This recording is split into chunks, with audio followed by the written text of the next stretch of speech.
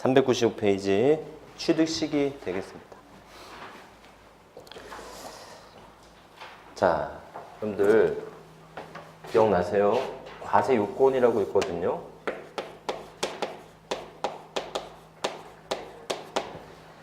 과세 요건이라고 하는 게 있는데 과세 요건이 뭐가 있죠? 오케이.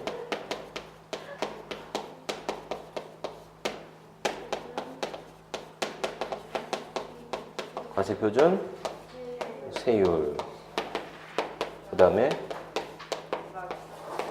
부가와 징수, 네? 이렇게. 그래서 여러분들 취득세 과세 대상 뭐죠?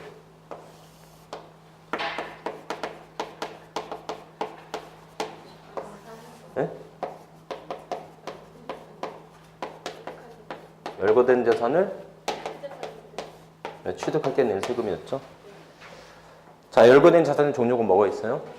부동산, 부동산에 준하는 것, 각종 회원권. 부동산이란 토지와 건물. 부동산에 준하는 것은 차량, 기계장비, 임목, 항공기, 선박, 방어권, 어업권. 각종 회원권으로서 골프, 콘도, 승마, 요트, 종합체육시설, 이용회원권 등이 있다.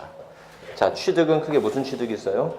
크게 실질 취득과 간주 취득이 있죠. 실질 취득은 승계, 원시. 승계 취득은 유상, 무상을 불문한 일체 취득이고, 무상은 다시 상속과 증여가 있을 수 있었죠. 그래서 자, 여러분들 뭐 외우라고 그랬어요? 취득세, 세율이죠. 그래서 세율 얼마입니까? 유상일 때는 4%, 농지일 때는, 상속일 때는, 농지일 때는 3.3, 증여일 때는 3.5, 비영리사업자일 때는 원시취득, 간주취득 2% 이렇게 되는 거죠. 네? 이렇게. 그래서 자, 기억하시면 되겠고, 두 번째.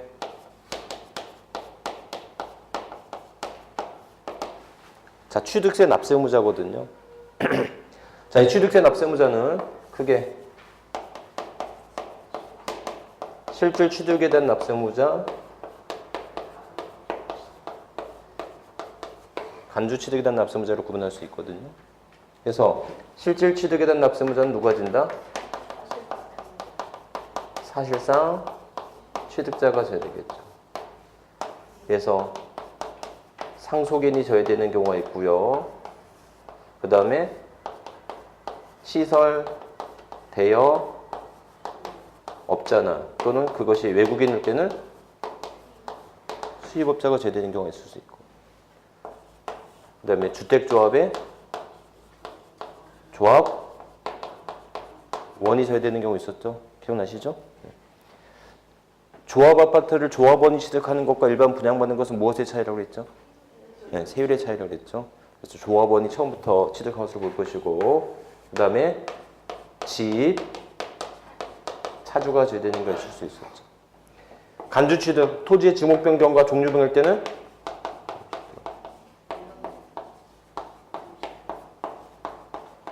변경 시점에 소유자가 져야 되겠고, 건축물의 개수와 관련돼서 주체구조부 취득자가 져야 되겠고, 맞죠? 그다음에 세 번째, 과점주주가 져야 되는 경우가 있어요. 이렇게. 우리가 취득세 이렇게 공부를 했었다고 했죠? 여기까지.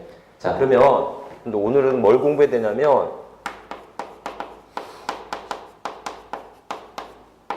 과세표준 곱하기 뭐 하면요? 세율하면 이걸 뭐라고 한다?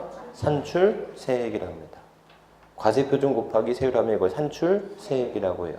자, 그러면 과세표준은요, 여러분들 크게 실질 취득과 무슨 취득이 있는데,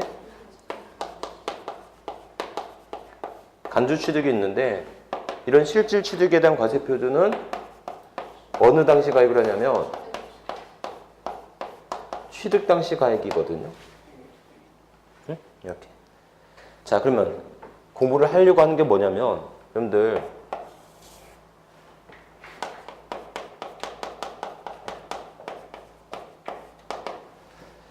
건설 공사가 시작이 되면 언젠가 완성이 되겠죠. 완성이 되면 이 완성 시에 취득세 납세금이 있어요, 없어요? 예? 있죠. 이때 몇 프로예요? 2.8%일 거 아닙니까? 그러면 취득세는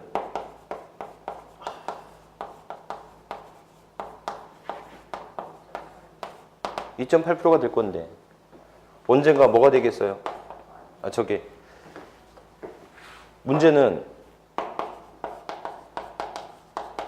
차입금이 있을 텐데 이런 차입금엔 뭐가 발생하죠? 이자 비용이 발생하죠. 그럼 이런 이자 비용은 이런 취득가액에 포함해야 돼요, 말아야 돼요? 포함해야 됩니까, 말아야 됩니까? 포함? 당연히 해야죠. 건설공사에 들어가는 비용이란 자재비 노무부에 있는 게 아니라 기타의 어떤 내가 건설공사에 쓰기 위한 이자도 하나의 원가가 돼야 되지 않겠습니까? 맞죠? 그래서 우리 이렇게 이런 이자를 뭐라고 하냐면 여러분들 이런 이자를 건설자금 이자라고 하거든요. 그럼 건설자금 이자라고 하는데 이런 건설자금 이자는 완성된 이후의 이자 비용을 포함하면 된다, 안 된다? 안 되겠죠. 그렇죠? 당연하겠죠. 그러면 이런 건설자금 이자는 포함하되 완성된 이후의 이자는 포함하지 말아야 돼요. 그렇다면 중요한 건 이 완성되는 시기를 언제로 볼 거냐에 따라서 그렇죠? 뭐가 달라져요? 취득가액의 크기가 달라질 수 있을 거 아닙니까? 이해하셨죠? 그래서 여러분들 과세 표준을 배우기 전에 우리는 이제 뭐를 배울 거냐면 취득 시기를 알아야 돼요. 취득 시기를 알아야 취득 가액의 크기가 결정이 되겠죠. 이해하셨죠? 그래서 395페이지 보시면 취득 시기가 나와 있는 거예요. 네? 왜 갑자기 취득 시기를 배워야 되느냐라고 묻는다면 취득 시기를 알아야 취득 가액의 크기가 결정이 되겠죠. 이해하셨죠? 이렇게. 자, 그러면 396페이지 가장 중요한 거 유상승계 취득입니다.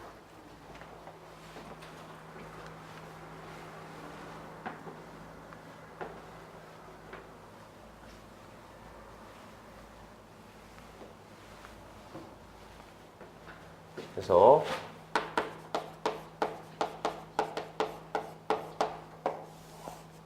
그게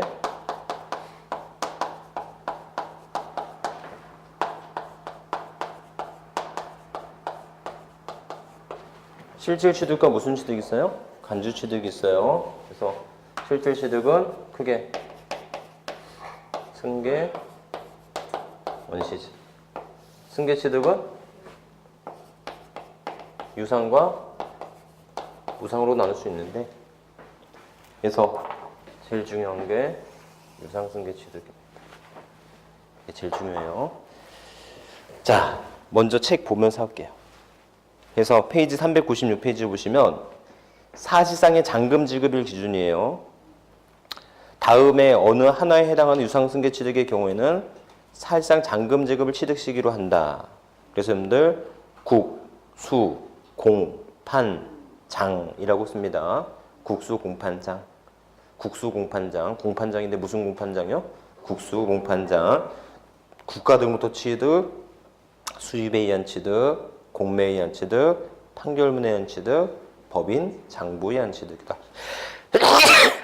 이렇게 기억하시면 되겠고 그래서 여러분들 사실상 잔금 지급을 기준인데 1번부터 5번까지를 우리는 뭐라고 하냐면 이것을 임의적으로 객관적 취득이다라고 말을 합니다. 무슨 취득이요? 객관적 취득이라고 표현해요. 그래서 이런 객관적 취득일 때는 사실상 잔금 지급이고 위 1에 해당하지 아니한 유상승계 취득일 때는 계약상 잔금일로 하되 계약상 잔금일이 명시되지 아니할 경우에는 계약일부터 60일이 경과된 날로 하고요. 괄호 4번에 먼저 보시면 사실상 잔금 지급일, 계약상 잔금 지급일, 사실상 연부금 지급일 이전에 등기 등록할 때는 그 등기 등록을 취득시키는 한다 이렇게 돼 있죠. 자, 이렇게 보세요. 그래서 유상승계 취득인데 유상승계 취득은 자 원칙은 잔금 지급일이에요, 등기 등록일이에요? 세법은 실질주의니까 잔금 지급일이죠. 하지만 예외적으로 잔금 지급일 이전에 뭐가 되었다면? 등기 등록이 되었다면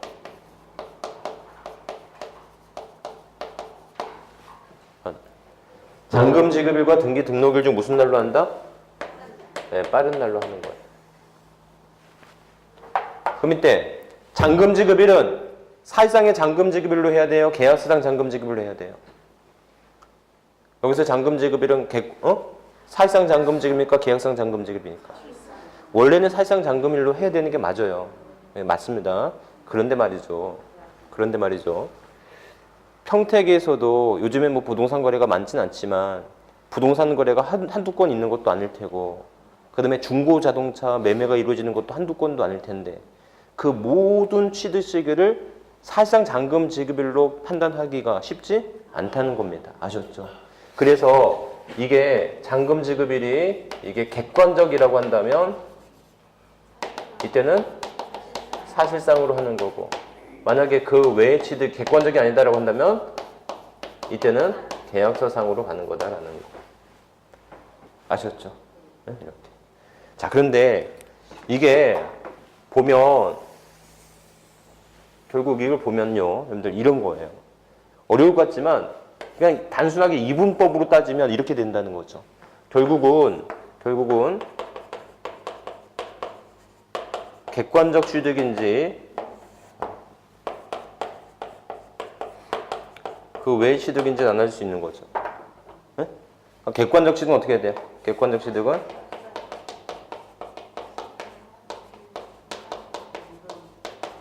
사실상 잔금일과 등기일 중 빠른 날이 되는 거죠. 객관적 취득이 아니에요. 이때는 계약서상과 등기일 중 빠른 날이 되는 거죠. 결과적으로 이렇게 된다. 이해하셨죠? 그럼 결국은 뭐겠어요? 결국은 객관적 취득이냐 아니냐가 중요한 거 아니에요. 오케이? 그래서 객관적 취득의 종류가 뭐가 있어요? 국수, 공판, 장이 있습니다. 아셨죠? 국수, 공판, 장. 우리가 객관적이다 하면 잔금 지급이 확인될 수 있는 모든 경우를 말하는 게 아니라 객관적이라 하면 세법에서는 오로지 언제 말한다? 국수, 공판, 장만을 말한다는 거. 이해하셨죠? 특히 판결문에 괄호 안에 있죠. 판결문 중 화해, 포기, 인락, 자백관주의한 것은 제외되고요. 근데 장자인데 법인장부예요. 법인장부지 개인사업자의 장부 아닙니다. 아셨죠? 이렇게. 그래서 이 정도 보시면 되겠고. 다만 계약서상 잔금 지급일이 명시가 되지 않았을 때는 계약일로부터 며칠 경과한 날이에요? 60일 경과한 날.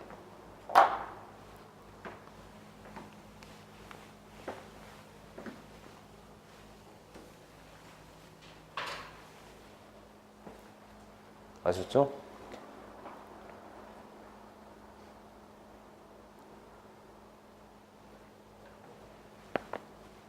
이렇게까지 교시되겠다.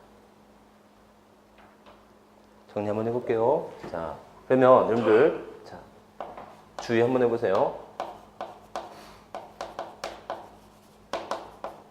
객관적 취득은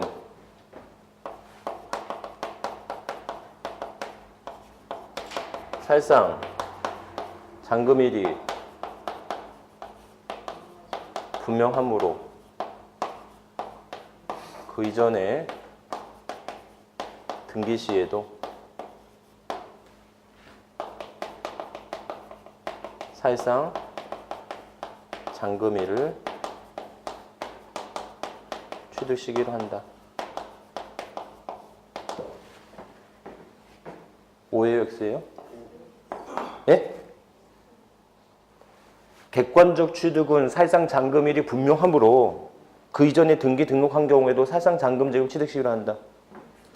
X죠. A. 아무리 사실상 잔금 지급일이 분명하더라도 그 전에 뭐가 되었으면 등기 등록이 되었으면 등기 등록일이 돼야 되겠지.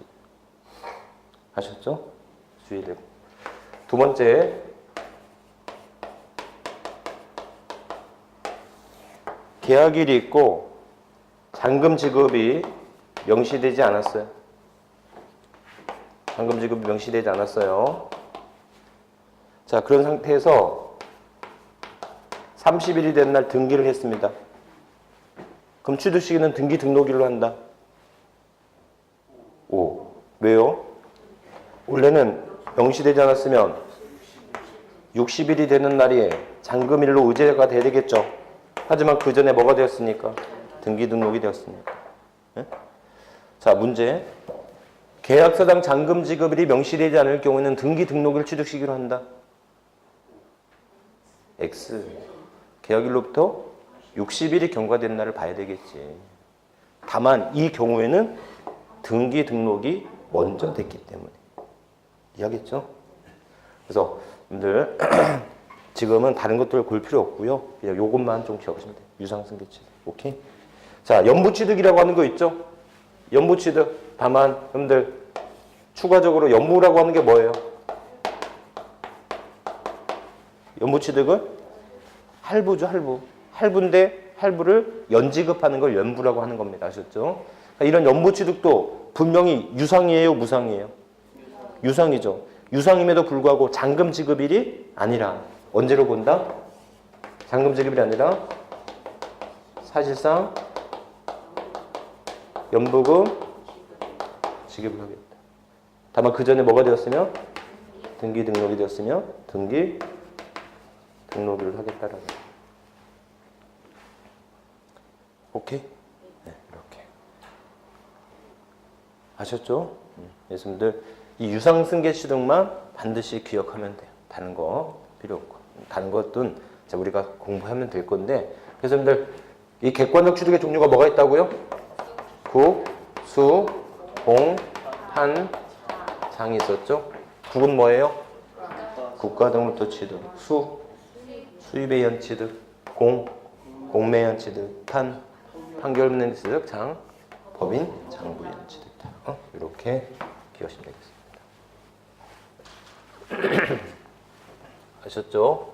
자, 무상일 때는 상속일 때 어떻게 돼요? 상속일 때는 상속 개시. 징일 때는 계약입니다. 아셨죠? 이렇게. 상속 받은 날 그런 표현 쓰면 안 돼요. 상속은 법률의 규정이기 때문에 상속 개시라는 말을 씁니다. 하지만 증여는 법률 행위잖아요. 아주 계약일이 되는 겁니다. 아셨죠? 이렇게. 그래서 그 정도 기억하시면 되겠고, 다른 것들 그냥 크게 여러분들 보지 않으셔도 돼요. 넘어가셔도 됩니다. 왜냐면 이건 나중에 우리가 본 궤도 들어가면 그때 다시 한번 공부하도록 할게요. 자, 그래서 여러분들 여기 오세요. 지금 우리가 공부한 건 취득세 과세 대상을 공부했고요. 납세 의무자 공부했고, 자, 과세 표준에 우리가 내용을 공부할 건데, 이 과세 표준을 구하기 위해서는 먼저 뭐부터 공부했어야 된다? 취득 시기서부터 했어야 된다. 아셨죠? 그래서 취득 시기가 온전하게 결정이 돼야지 취득가액의 크기가 달라질 수 있다는 말이에요. 아셨죠? 이렇게. 그래서 여기까지.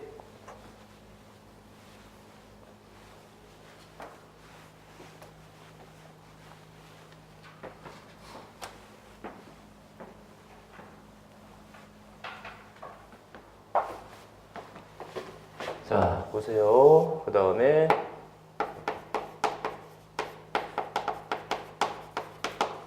과세 표준인데, 과세 표준은 크게 무슨 취득과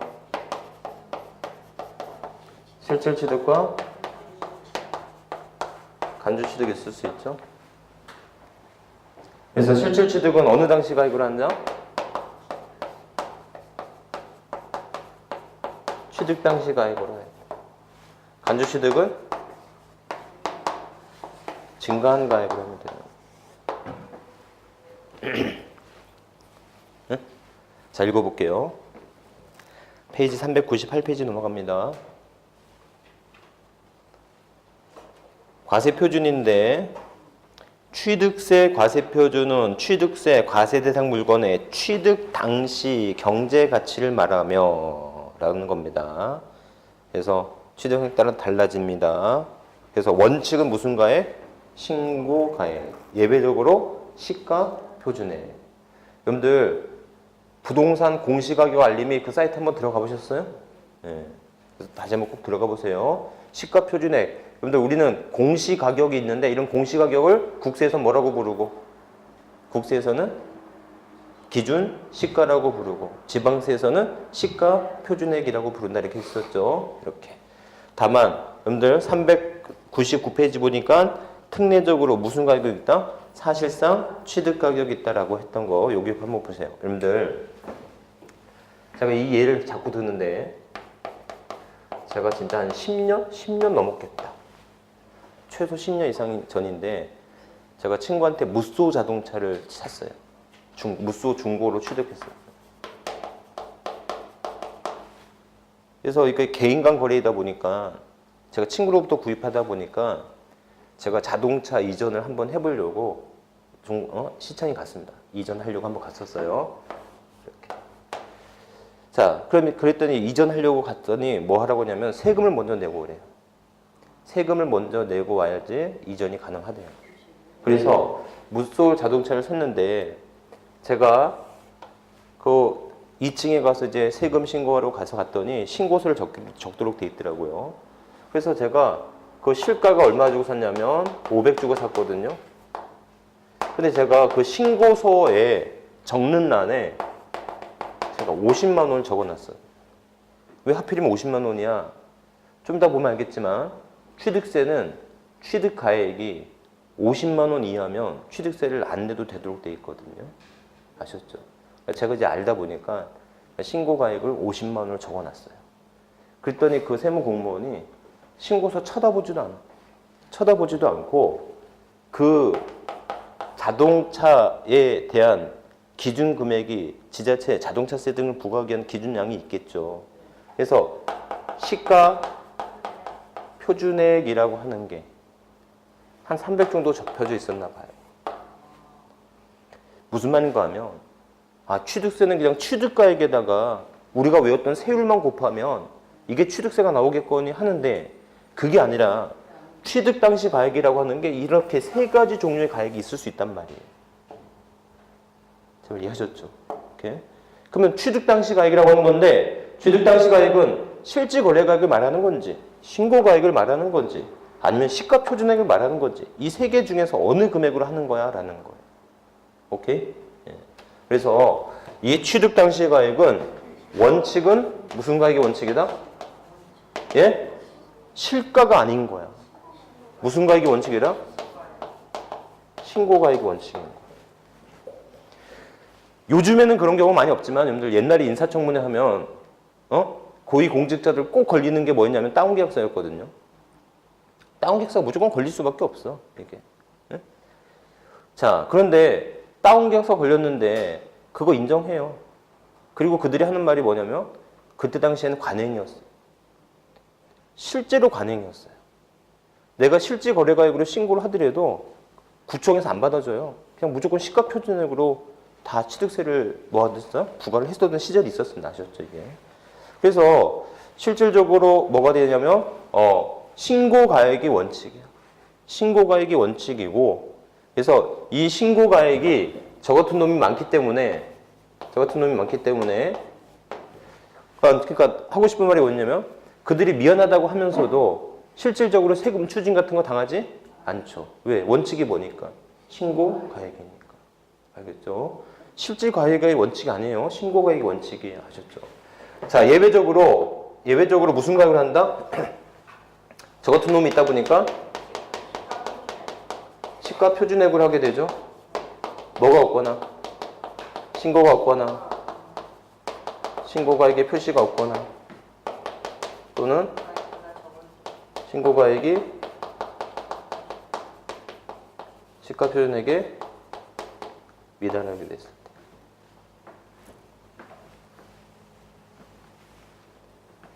아셨죠? 신고가액이 어디에 미달돼요? 시가 표준액에 미달됐을 때. 다만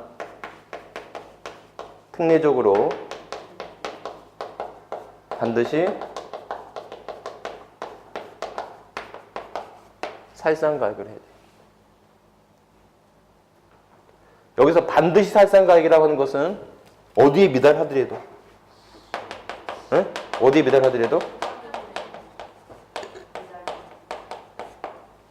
시가 표준에 미달 시에도.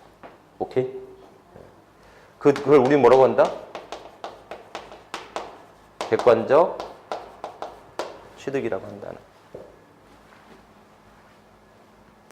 이해하셨습니까? 이렇게. 자, 그러면 쉬워요. 그냥 딱 여기까지. 그래서 신고가액으로 할지, 시가표준으로 할지, 사실상가액으로 할지. 그렇다면 결국 중요한 건 뭐겠어요, 여러분들? 오늘의 하이라이트.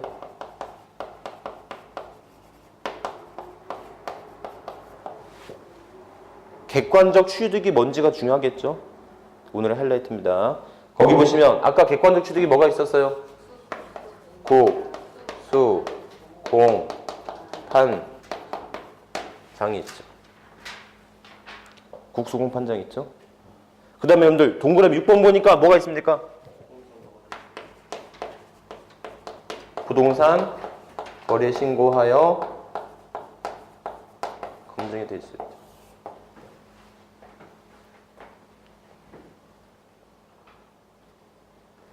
자, 이거 볼래요? 그래서 이런 객관적 취득이 되면 취득가액은 반드시 무슨 가액으로 하겠다?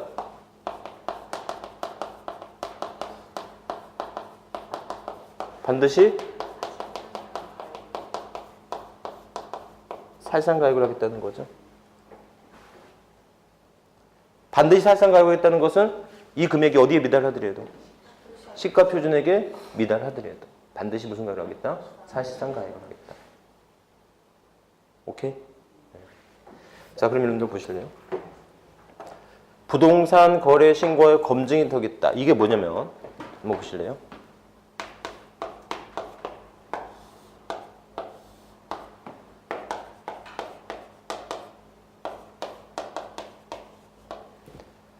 갑이 취득해서 양도하는데 실가가 3억이고요.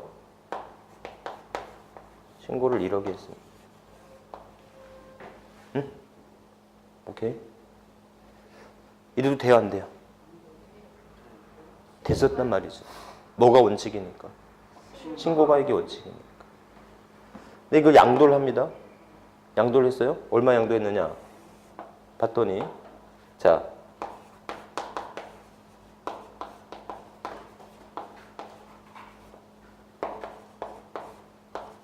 그러면 취득가액은 3억으로 해야 돼요? 1억으로 해야 돼요?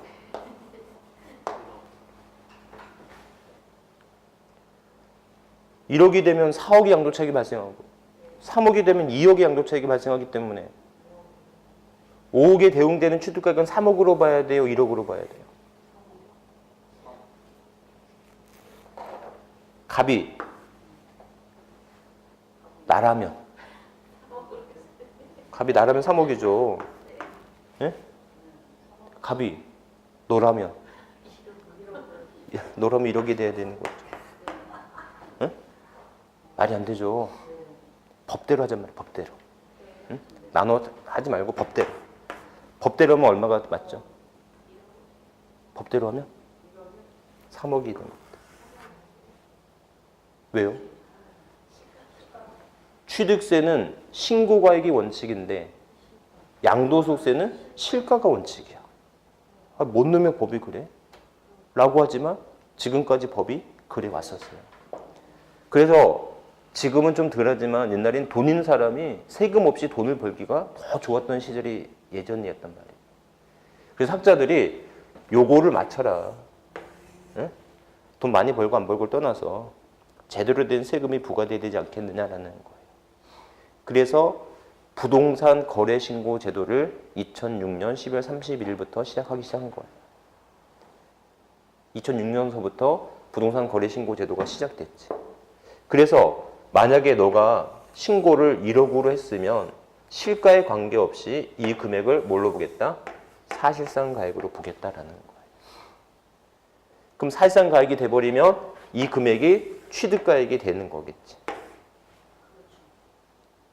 제 말 이해하셨죠? 이렇게. 그래서 부동산 거래 신고 제도라고 하는 게 생긴 게 뭐냐면 실가로 신고하고 네가 그 신고된 실가는 반드시 사실상가액이 되기 때문에 너가 나중에 양도할 때 다른 소리 못 하는 거야. 그래서 부동산 거래 신고 제도가 생기기 전에는 무조건 다운계약서였어. 하지만 부동산 거래 신고 제도가 생기고 나서는 오히려 업계약서가 더 유행을 하게 되는 거죠. 왜? 내가 취득세 조금 더 내더라도 나중에 양도세를 줄일 수 있다면 너무나 좋은 거 아니겠어요? 이해하셨죠? 이렇게. 그래서 기본적으로 이해하겠죠? 무슨 말인지? 네. 이해 안 됐어요? 그러니까는 취득할 때 부동산 거래 신고를 하게 되는데 취득할 때 부동산 거래 신고를 하게 되면 그 신고 가액이 무슨 가액이 돼버린다? 사실상 가액이 된다. 사실상 가액이 돼버리기 때문에 나중에 너가 양도할 때 3억에 샀다고 너가 주장할 수가 없는 거야. 왜? 취득가액 사실상 가액으로 의지하기 때문에. 무슨 말인지 아셨죠? 그러니까 이때는 취득세를 많이 내든가 양도세를 많이 내든가 결국은 태기를 해야 된다는 거죠. 아셨죠? 그래서 그 부동산 거래 신고 제도가 담보되기 위해서는 결국 등기법이 또 개정이 됩니다. 등기법이 어떻게 개정되냐면 등기부에 취득가액을 뭐 하도록 돼 있어요? 기재하도록 돼 있지. 아셨죠?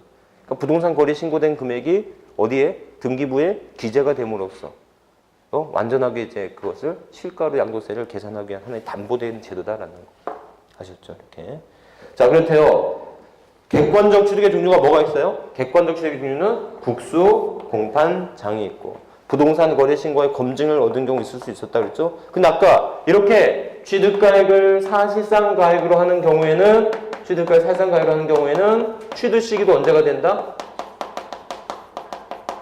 사실상 잔금 지급일이 돼야 되겠죠. 오케이? 그래서 여러분들 여기 장자가 무슨 장부예요? 법인 장부지. 아까도 얘기했지만 개인 사업자의 장부 안 된다는 거예요. 오케이? 이때 취득 시기는 사실상 잔금 지급일인데 사실상 잔금 지급일인데 부동산 거래 신고의 검증을 받은 경우는 아까 취득 시기는 없었잖아요. 그러니까 부동산 거래 신고가 검증을 때는 이때 문제가 된다. 계약서상 잔금일 기준이 된다. 오케이? 그래서 요거 정도만 더 기억. 그러니까 국수공판장일 때는 취득가액도 사실상 가액, 취득 시기도 사실상 잔금 지급일이지만 부동산 거래 신고의 검증을 받은 경우에는 취득가액은 무슨 가액이지만 사실상 가액이지만 취득 시기는 언제가 된다? 계약서상 잔금 지급이 된다. 다만 여러분들 이런 객관적 취득과 유사하지만 객관적 취득에서 제외되는 경우 있을 수 있었죠. 객관적 취득에서 제외되는 경우 아까 뭐 있었어요? 판결문 중 화해, 포기, 인락, 자백간주 제외됩니다.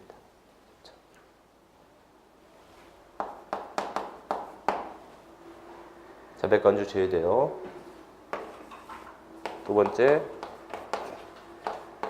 적어두시면 검인계약서나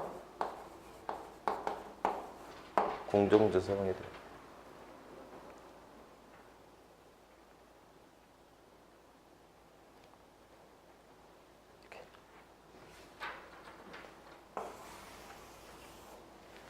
근데 얘네들은 가만히 보면 이런 거예요. 정리를 해보면 얘는 국가, 지자체 또는 법원에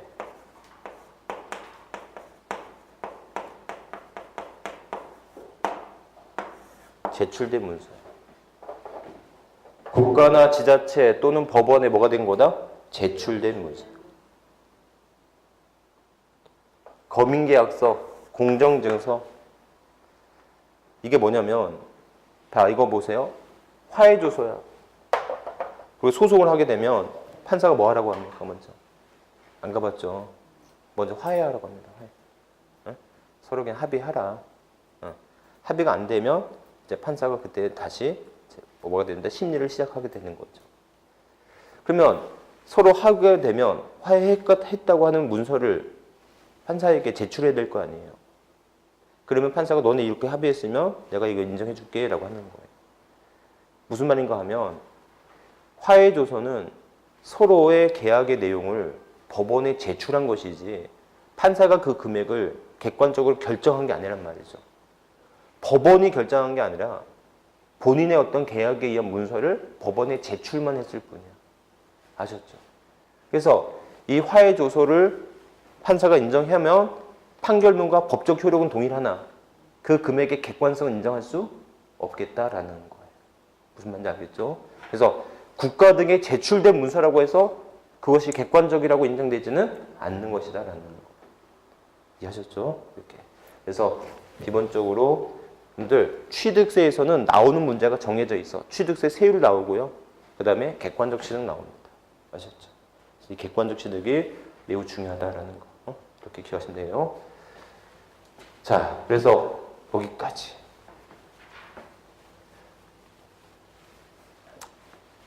아예 이해 안 돼요? 응? 다시 한번. 그냥 쉽게 생각하면 취득세는 내가 취득한 가액에다가 세율 때리면 돼요. 그러니까 세율을 우리가 외웠잖아요. 그렇죠? 이게. 그러면 취득가액이라고 하는 게 크게 세 가지가 있단 말이지. 원칙은 신고가액, 예외적으로 시가 표준의 국수, 공판장 등 객관적 취득 때는 사실상 가액을 한다. 이때 객관적 취득의 종류가 뭐가 있어요? 국수, 공판장이 있다란 말이죠. 아셨죠? 이렇게. 그래서 이 정도까지 계시면 되겠고, 이때 증가한 가액은 원칙은 변경 후 가액에서 변경 전에 시가 표준액을 하는 거고요. 아셨죠? 다만 예외적으로 판결문 법인 장부에 입증됐다면 이때는 무슨 비용을 한다? 소요된 비용으로 합니다. 그 내용이 여러분들 400페이지까지 나와 있어요. 400페이지. 간주 취득에 대한 과세 표준. 그래서 원칙적으로는 신고한 가액을 말하고, 그래서 입증되는 경우에는 판결문 법인장 토지 지목비용 등 비용이 입증될 때는 그 비용으로 하게 됩니다. 오케이? 이렇게. 여러분들 우리가 오늘 첫 번째 시간에 뭐 배웠어요? 과세 표준 내용 배우기 전에 뭐 배웠다? 취득 시기가 먼저 배운 겁니다. 아셨죠? 그래서 좀 쉬었다가 세율부터 보도록 할게요.